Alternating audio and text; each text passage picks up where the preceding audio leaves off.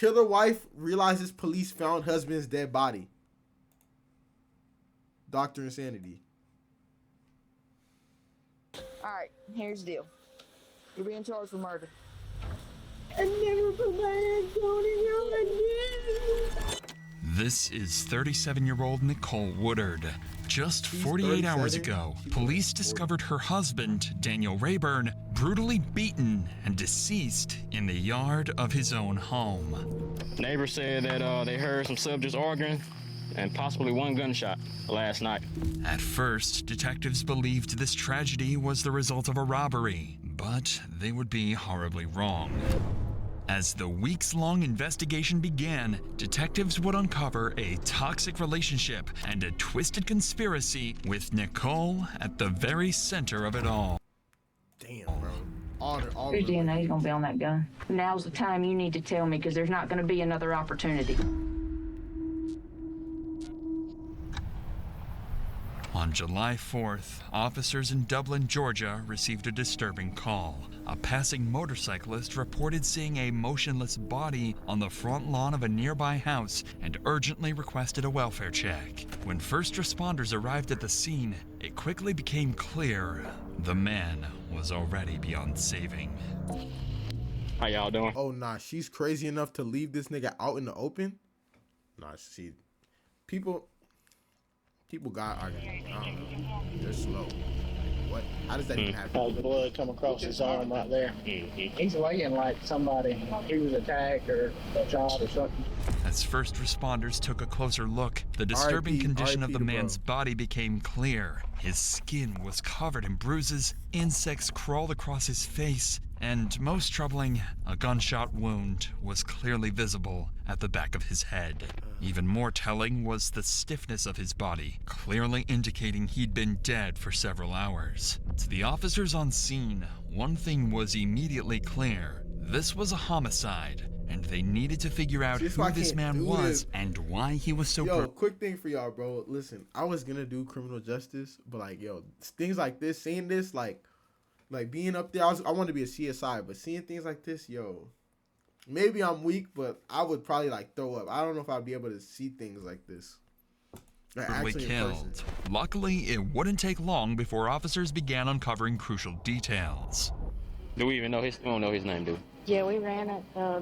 That's as far as that. Okay. We haven't positively identified him. 26 radio. Off that 28 that was ran at this location, who would come back to? 26 that come back to a Daniel Rayburn. That one, it has Eagles Mobile Park address. The victim was quickly identified as Daniel Rayburn, a 40-year-old father and the homeowner himself. With this in mind, officers would approach Daniel's neighbors, who would reveal information that would prove crucial to solving this case later on. 26 radio 09 clear. Oh, so sorry. Have y'all been home all day? All day. Been to the grocery store. Have y'all heard anything over there? No. Like today? Does he live by himself, or do you know? A lady lives there. Lady lives there. There's a man deceased in her yard. He what? Yard? Yeah, he's dead right there. In her yard? Yeah. Oh, my Is he black? My daughter said she heard somebody arguing Last night. Last night. He said, who you calling them? Call me another one. And she said, Mama, it wasn't firecrackers. She said it was a gun. Come here. You see his body? Oh, talking about right here near the front? Oh, my God. Yeah. Oh, wow. This So- lady lives there with him. I mean, she can't, that's the same lady that came up. She said her name is Nicole. Nicole? Yeah. Is she younger, older, or? She's younger than us. So I'm 43, so she might be in her early 30s, early to mid 30s. Oh, my God. Who found him? Some passerbys just come by. He's been there for a while. I got you on the Neighbor across the road heard some arguments over here, and about 1 a.m. heard one shot. There's supposed to be a female that resides here by the name of Nicole. White female. You know, to see if she's inside. yes. We'll knock on the door and then see if it's unlocked, we can stick and we do a welfare check. Officers didn't know who Nicole was yet, No way but she would Nicole's in become a there. very No familiar way she's in figure there. over the coming days. Without wasting any time, officers moved to search Daniel's home, and what they would find inside would soon blow the case wide open. But before we continue, it's worth noting that situations like these can be extremely distressing, not only for those directly involved, but also for anyone following along at home, just like you. If you've ever felt that you need help with mental health, you should know that there are always people you can reach out to. Facts. That's why I'd like to thank BetterHelp, the sponsor of today's video. I can't I've skip partnered that. with them to But help make sure provide y'all you with focus an on your easy mental and health, simple though. solution Y'all to got any therapy. mental health Therapy has issues, helped make me sure overcome y'all, my anxiety, you know, manage my handle stress that. There's always levels, somebody to and talk become to, man. confident enough to Y'all need build a somebody to team talk that to, I helped can grow DM this me too. channel into over 2 Y'all can DM million me. subscribers. Somebody Thank talk you to me, guys y'all can so DM me. much, I'll by the talk to way. you. The biggest problem I found with therapy is that you usually have to go through a lot of therapists before finding the one that's right for you. BetterHelp makes this easy. With their 30,000 licensed therapists, BetterHelp will match you with someone who understands your skip it, needs the but, best and gives you a safe space to talk. And if it's not right the first time, you can switch therapists as many times as you want. No hard feelings. So if you're struggling, consider joining BetterHelp. Start fresh any day of the year with BetterHelp. Click the link in the description or go to betterhelp.com/DrInsanity and get 10% off your first month of therapy. With that said, let's get back to the investigation. Officers were about to search Daniel's home, aware there could be another victim or even someone dangerous hiding inside. Says the door locked. Unlocked. All units radio is 10-3. Police department. Police department. Police department.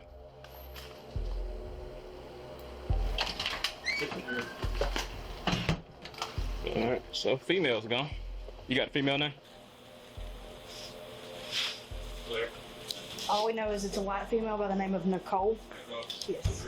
Right here.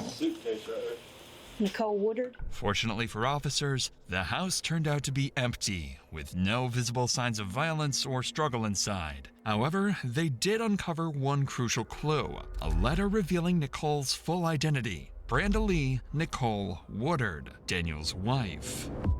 This discovery immediately opened up new leads for investigators, but officers were about to catch another clue. One of the paramedics on the scene would recall encountering a woman with the exact same name just hours earlier. What y'all know about it? I don't think the neighbors saying that they heard subjects arguing last night and a possible one gunshot. Hey, see with you or? Yeah, they said it's supposed to be a white female staying with them. First name by Nicole. We went in and cleared it. Nobody ain't in there, but it's a letter in there with her name on a piece of paper with Nicole Woodard on it.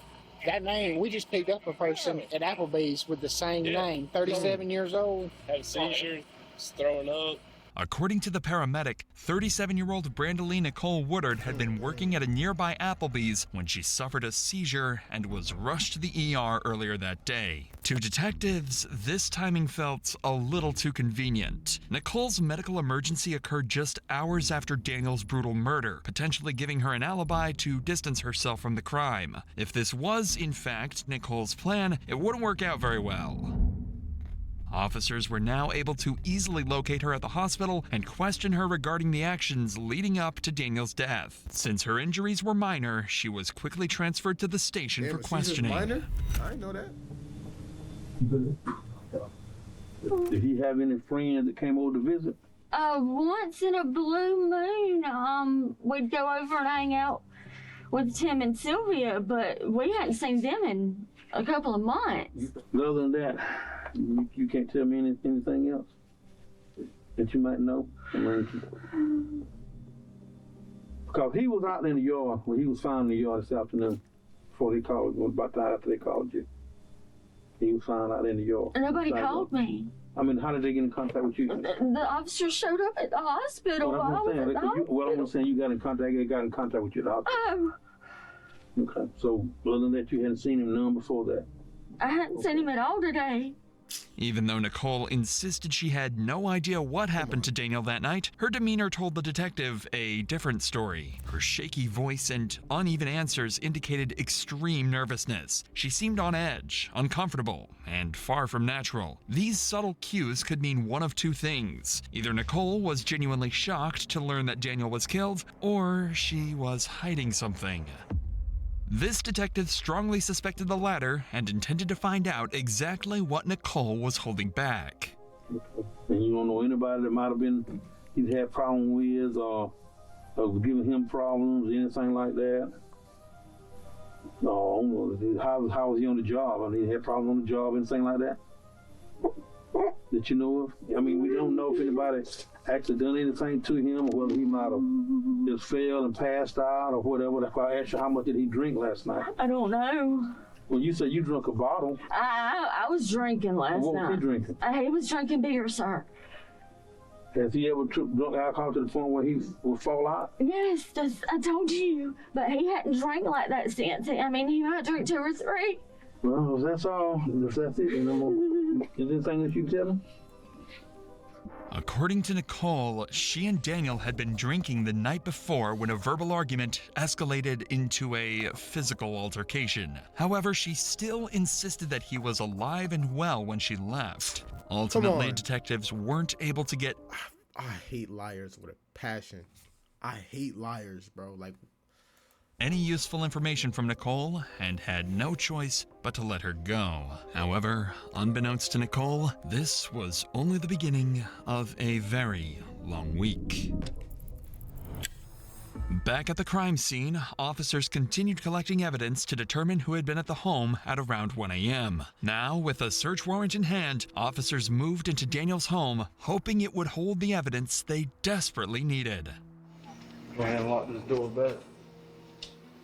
I know the pastor out there, Danny, he said he's been counseling them. I guess they've been. Oh, they've been having a problem, of course. He said that he told them that we do good.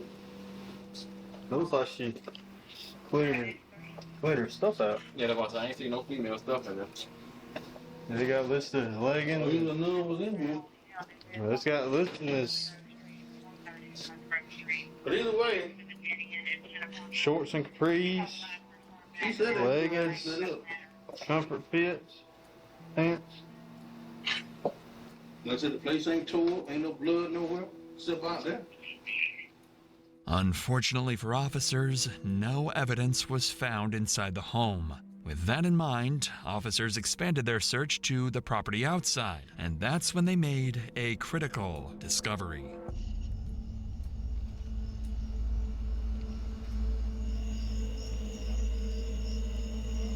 Hey, cool.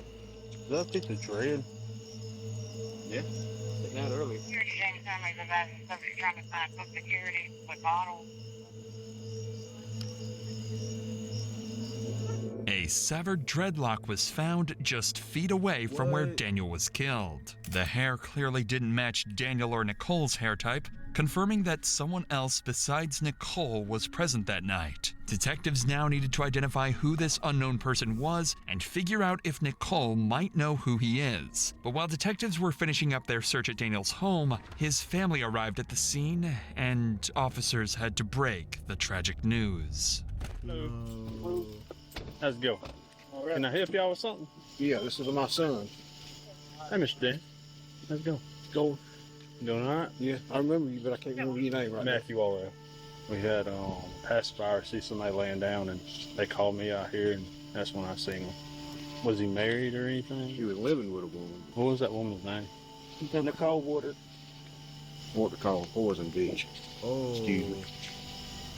Although the family's comments They about don't even Nicole like her. were somewhat vague, one thing became clear.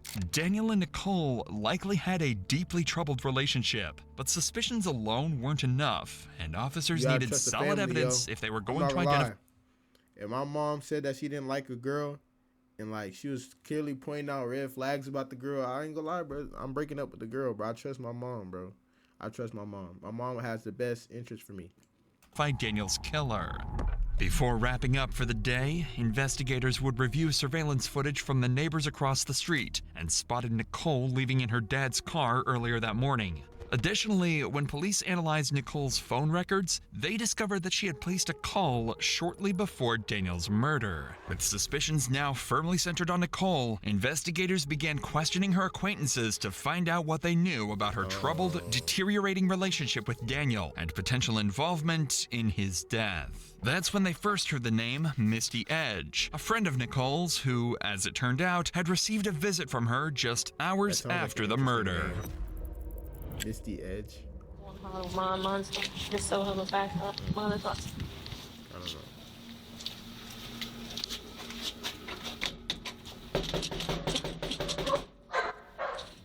They ain't gonna bite, are they? No, they ain't Get 'em up. I told John and them to All come right. around. Hang on just a second. How are you? I'm good. This is Misty Edge, Nicole's Sweet friend tart and pajamas. co-worker. She reached Nah, out yeah. to police, Something's claiming definitely Nicole wrong had here. shown up at her Something's- house early the something's previous definitely morning, wrong acting here. strangely and carrying several bags. When detectives arrived at I'm Misty's sorry, bro. If I see a nigga with like food on their pants, yo, nah. They gotta have something going on. There's some gotta be wrong somewhere. house, they never expected never the catch me shocking wearing that, details she ever. was about to share. Okay, well, she messaged me the other night. Was the ring still available? And I said, yeah, that he had been beaten on her and stuff. She called me around 5 o'clock that morning. She said she was very confused, that she didn't know what was going on, that front door was open, that his car was still crunk, everything. The front door was open? Yeah. We come back and she felt she was still drunk. She fell asleep on the couch. And I really feel like she was coming off of something. You ain't just gonna sit here and make yourself shake for no reason. Right. I really feel like she was trying to hide something from me. This description of Nicole's demeanor sounded eerily familiar to how she behaved in the interview room earlier. According to Misty, Nicole was visibly shaking, nervous, and clearly on edge, as if she was hiding something. Whatever Nicole had seen or knew clearly made her unstable, possibly explaining her sudden seizure and fainting earlier that day. But what detectives quickly realized was that Misty herself knew far more than she initially let on, and for reasons of her own, she decided to drop the biggest bombshell yet. Let me ask you this, when did she tell you about Daniel? She told me that she had made a phone call. Oh. And what? Get rid of that. She also said she wants him dead, but then she don't want him dead. She walks in my front door and was like, Misty, hit me in my eye. I said, what? Hit me in my eye. I said, no, I'm not doing that. Because that's not me. I don't have nothing. I have no record. Like, I've been good my whole life. So no, that's not me. She said she needs an alibi. Detectives now had a testimony supporting their suspicions that Nicole was at the house around the time Daniel was killed. Even worse, Nicole supposedly made some phone I feel calls that. I mean, to... shit, she snitched. She snitched. She didn't even think about it. Nah, see? Yeah. It's my type of woman. But not her, though. But, like, my type of woman, though. Quote, take Daniel out. Not only had she likely witnessed the murder, but she may have even coordinated it. It was time to find Nicole. This time, there would be no walking away. How are you?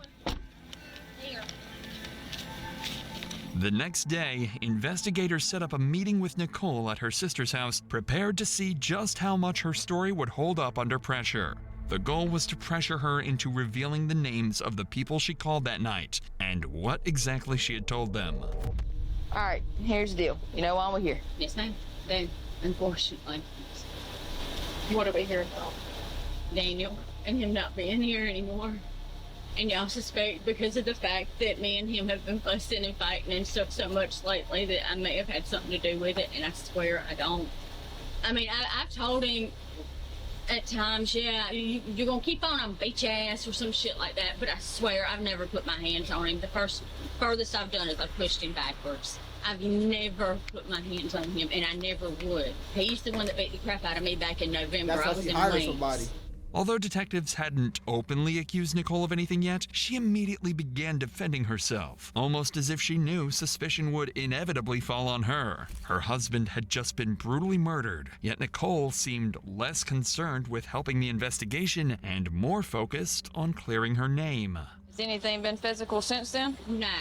I mean, we screamed and hollered at each other a little bit and sent some nasty messages back and forth. The thing with us, I mean, if we were not gurring at each other, there was something wrong. As Nicole painted a harrowing picture of domestic abuse, her explanation seemed carefully chosen to cast Daniel in a negative light, almost as if she had hoped investigators would see her as the victim. And while parts of her story may indeed be true, detectives sensed that she was subtly deflecting blame and possibly laying the groundwork for a future legal defense. But investigators would see right through this tactic, and it only made them push harder to uncover what Nicole was really hiding. Brady, how did he die? You just said We fussing and fighting. I don't know. But you just said just a second ago, you know, while we're here, you think we Because- have to do with it. I've been told 3 different things. I've been told he may have had a heart attack in the yard. I've been told Motherfucker, he got a gunshot wound in the back of his head. What are you talking about? he was beat up, and I've been told that they don't know what the hell happened, just that he was found in the yard. Why do we know more? I don't. Listen to me. Listen to me. It's always better. And I know you talked to detectives the other day. It's true. But things have changed. And we know some stuff that you did. We need you to come forward and tell the truth.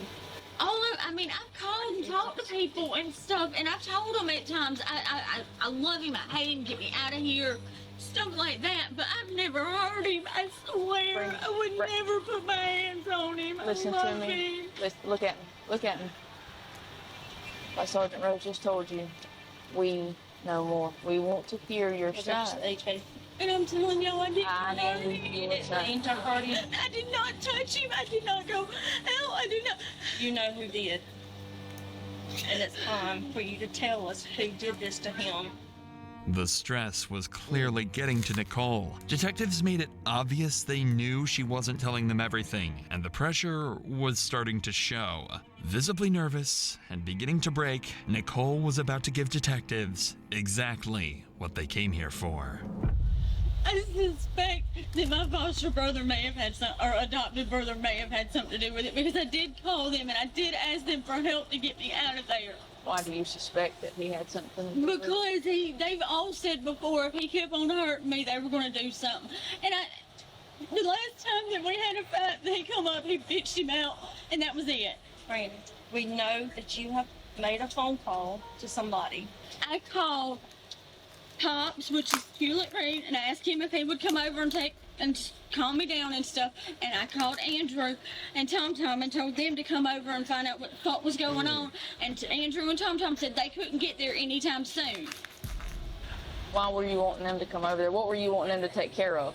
Not him, not like that. I swear, nothing like that. That's what you just said. I wanted them to calm him down.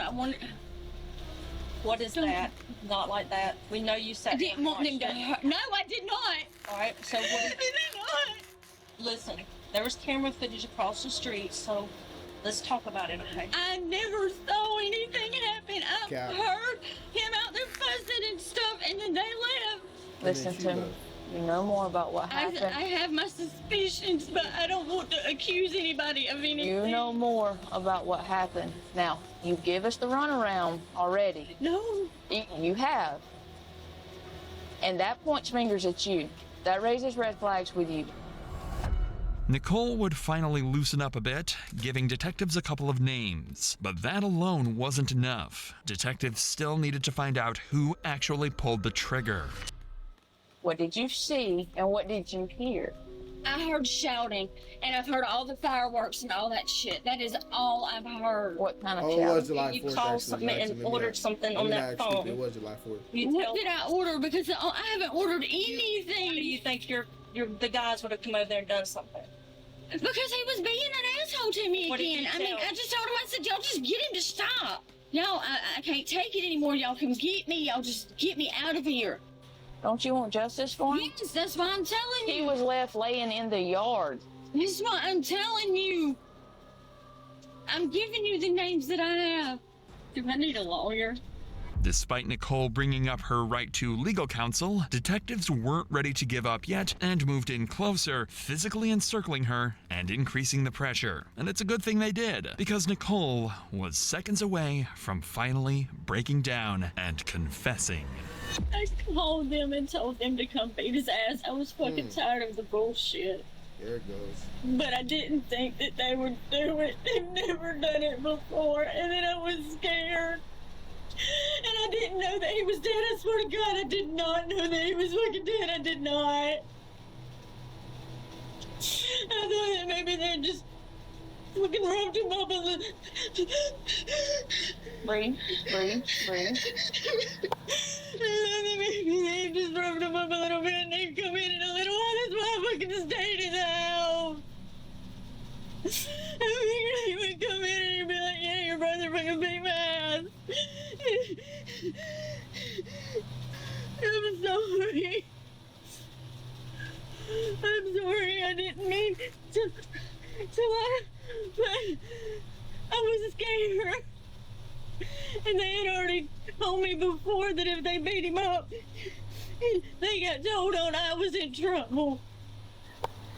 But like I said, they never did it before, and I've told him multiple times, y'all just gonna beat his ass. I'm fucking tired of it, and nobody ever did. The only thing that's ever happened was I ended up calling the cops. Did you go out and check on him and make sure he was all right? No, I did not. Did you see him out in the yard? I did not. You're almost there. You got about 10-15% that you're not telling us of what happened after the fact. No, I don't. You got 1 or 2 more. I promise I don't. None that I know of. Just sit there and think about it. Even if parts of Nicole's story were true, her overwhelming emotional reaction seemed driven more by panic and fear than genuine sorrow. And by now, detectives had everything they needed to move forward, and Nicole would be arrested and taken to prison. Damn, they move fast. While officers had enough evidence for an arrest and were nearly certain of Brandalee's involvement in the murder, whether she had actually wanted Daniel dead remained unclear. To solve this, detectives now turned their attention to Thomas Harper and Andrew Huber, the 2 men Nicole claimed carried out the attack. Fortunately, locating them didn't take long, and due to their high likelihood of involvement, both men would be arrested immediately and questioned the very next day. During their arrest, police discovered a piece of clothing with bloodstains at Andrew Huber's residence. After running a DNA test, this would prove to be Daniel's blood, confirming that Andrew was present that night, and he would be charged with murder. Still, there was one person left, and the final nail in the coffin for Nicole, her adopted brother, Thomas Harper. During his arrest, officers discovered a handgun along with 4 spent casings directly matching the bullet fired into Daniel's head. On top of that, the dreadlock found at the crime scene would turn out to be a direct match to Thomas himself. Neither Andrew nor Thomas ever claimed Nicole was outside during the fight. However, police could confirm that Nicole had seen Daniel leave and heard gunshots. Yet she never checked on him and never called 911. Instead, she simply walked away, choosing to protect Andrew and Thomas. This, paired with Misty's disturbing witness statement and the phone logs confirming the timeline, was more than enough evidence for police. Nicole may not have pulled the trigger herself, but she set it all into motion, and because of her actions, Daniel was killed. In the end, justice caught up with all 3. Andrew Huber was convicted of felony murder and sentenced to life in prison without the possibility of parole. Nicole and Thomas Harper both pleaded guilty to voluntary manslaughter, likely receiving sentences ranging anywhere from 10 to 20 years in prison for their roles in Daniel's brutal death. Damn, bro. R.I.P. Daniel.